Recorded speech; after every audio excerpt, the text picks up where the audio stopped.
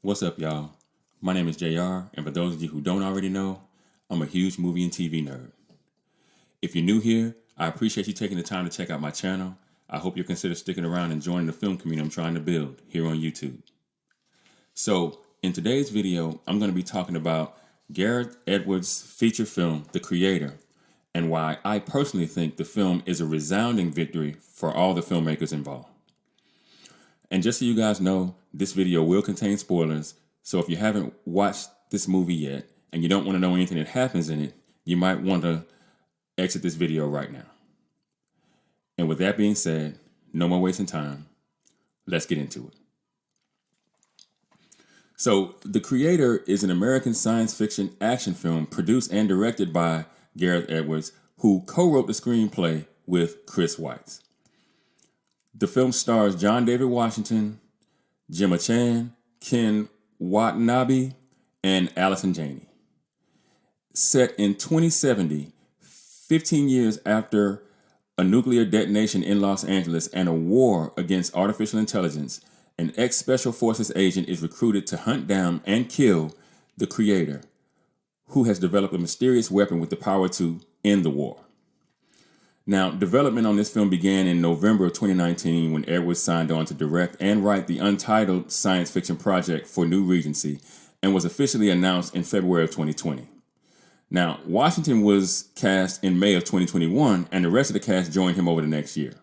Filming began in January of 2022 in Thailand with an $80 million production budget, and the film wrapped in May of the same year.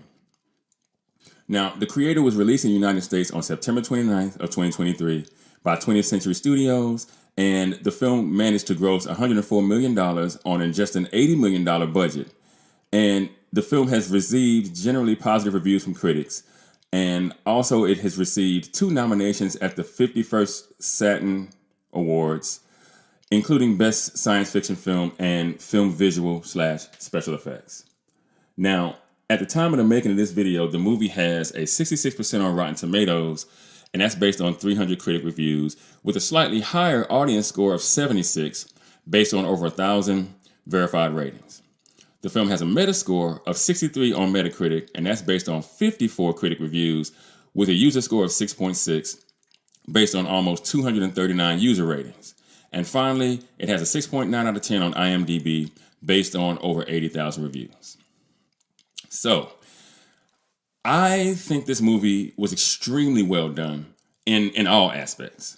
I think the story was a more than interesting one, especially as it posits the question of whether or not, in a future society, one wherein simulants and AI technology that has advanced to the point where it has been created in the image of man and had programmed into it wants and wishes, dreams and aspirations and hopes and even emotions, deserve the same rights and privileges as actual human beings do.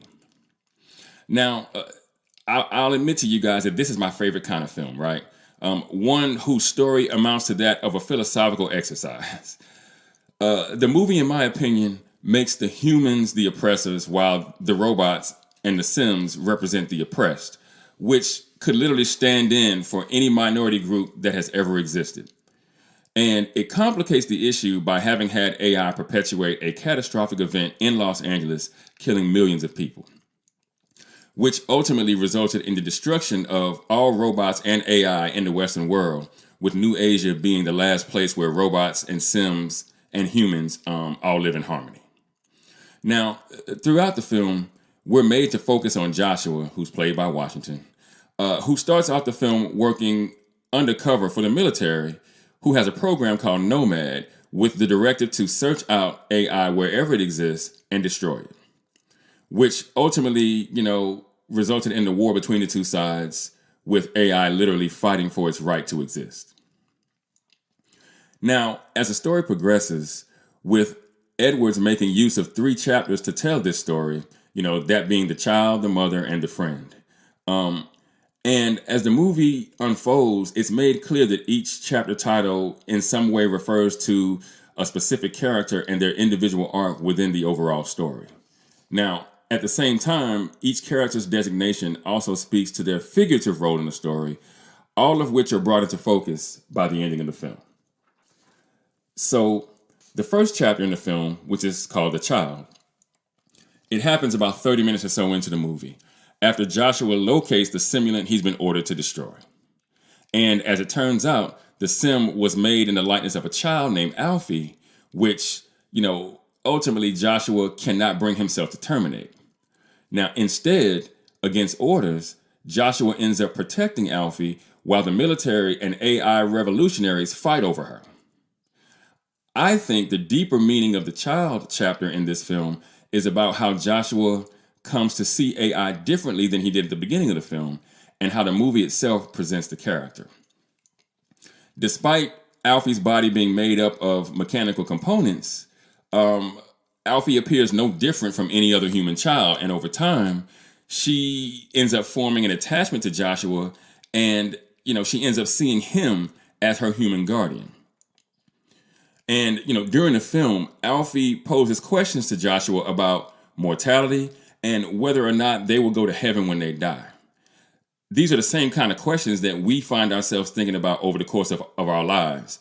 And as we see an AI wondering, and in some cases even becoming afraid of what might lie beyond life as we know it, I think that Alfie is kind of also a stand-in representation for all of humanity.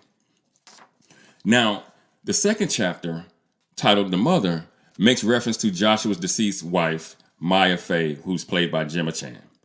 And just like the chapter before it, I think it has multiple meanings.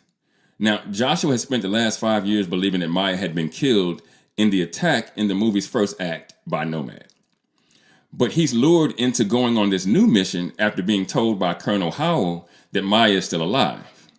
She prods him by telling him about how the Neanderthal were wiped out by Homo sapien because they were smarter, and that AI is smarter than humans, hinting that humanity would be doomed to meet the same fate. But later in the film, we find out that Maya being alive is only half true. Again, because Maya has been in a coma in an undisclosed location, Joshua eventually finds her and is forced to take her off life support to give her a peaceful end, but not before he discovers that, she's the one who created Alfie. Furthermore, I think Maya specifically designed Alfie to be an exact replica of her and Joshua's unborn child, imbuing Alfie with the ability to control other machines in the hopes of, no doubt, ultimately destroying Nomad. And, I think Maya saw this as a potential for humans and Sims to maybe coexist peacefully. And I think this kind of deepens the meaning of the Mother chapter title, as the creator of Alfie, patterning her appearance after that of her unborn daughters. Maya is essentially Alfie's mother in two ways. On the one hand, Maya is Alfie's mother through scientific ingenuity. On another level, Maya may be seen as the mother of both human beings and Sims in the broader sense. Because in devising a plan for Alfie to be an instrument of peace by ultimately destroying a weapon of war, Maya is also mothering both man and machine simultaneously, with a child she clearly loved dearly being a combination of both. I think Maya's ultimate goal here was to use Alfie as a means to end the war between humans and machines. So in that sense, I think that's what the chapter Mother is basically, representation of. Now, the third and final chapter of the film is entitled The Friend. And I think it's in reference to Joshua's connection to Alfie and the lengths that he goes to in order to protect her. Now, after learning the truth about Maya, Joshua is ordered to execute Alfie with an EMP device. Now, Joshua pretends to go through with this order, but instead only temporarily deactivates Alfie before bringing her back online as the two escape her planned destruction. Joshua and Alfie then travel to Nomad in order to destroy it, with Joshua staying behind in order to properly eject Alfie's malfunctioning escape pod. And then, moments before Joshua's death, he's rewarded by meeting the sim that was created in the likeness of Maya aboard Nomad. And I assume this is how they tricked him into thinking that, Maya was alive in the first place. The sim uploaded with her memories, and the two having one last loving embrace before Nomad, explodes and crashes down to Earth. While the nature of Alfie's creation technically makes Joshua her father in some ways, I think he has, on a deeper level, also become her friend. You notice she never like calls him dad. You know what I'm saying? The friend, of the chapter title through his experiences with her. Despite Joshua's perception that the Sims are not the same as human beings, he does come to see the sentient life that they embody in coming to care for one that is not only a child, but an arguably resurrected version of the child that he never had, so to speak. So I think in sacrificing himself to save Alfie and assuring her that they would meet again in heaven one day, as he does it, destroying Nomad and ending the war between humans and Sims, Joshua has become a friend to every AI being he once fought against. So by the end of The Creator, I think the movie also successfully displayed how its 3 chapter titles work in tandem with each other in the individual stories of Alfie, Maya, and Joshua. By giving life to the child, Alfie, the mother Maya opens the eyes of Joshua to become the friend he did not want to be, but that he comes to understand maybe even was his true calling all along. And like all great sci-fi movies, the creative storytelling is both deeply human and larger than life, as the hidden meanings of the child, the mother, and the friend clearly show, in my opinion.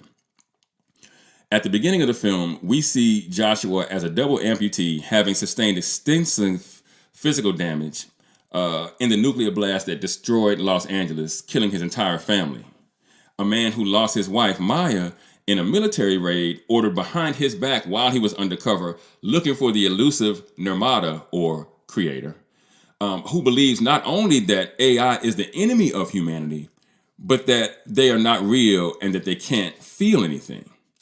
But by the end of the movie, he learns that his wife Maya was the Nirmata all along, and that Alfie, the IA weapon made in the image of a child created by Maya to turn the tide of the war, was made in the image of their unborn child. He also learns that Maya is alive, but again, in a coma, in an undisclosed location. And after he makes the decision to pull the plug, killing her once and for all, he and Alfie must not only escape, but destroy Nomad, bringing at the very least a temporary end to the war between man and machines, finally granting freedom to the Sims of New Asia. Guys, what can I say? The film moved me. I know there are some people who have bad things to say about it, but not me. Narratively, I thought the film was stellar, focusing on the symbiotic relationship between humans and AI, using the latter not just as a mere tool, but as a mirror of sorts, kind of reflecting our deepest fears and desires, and even reflecting those existential questions that we tend to ask ourselves. I think the plot navigates the complexity of the relationship, avoiding the typical cliche portrayals of AI that you've seen in movies in the past, and instead it offers a fresh perspective on what it could mean to coexist with the things that we as human beings create. I thought the writing was good. I thought the acting was great, with an amazing cast full of primary performers bringing great depth and nuance to their roles, and giving their characters a realism that makes we, the audience, resonate with their joys and their pains. The interaction between the human characters and the AI entities also seem to be portrayed with a level of sensitivity that often isn't seen on screen. And I think the film looked absolutely amazing for having only had an $80 million budget. I mean, if you ask me, the film looks like it could have easily cost $250 million. And I mean, the technical execution of this movie is nothing short of groundbreaking. I mean, I read somewhere that the filmmakers used cutting-edge technology, making sure that every detail was rendered with, and I quote, awe-inspiring realism.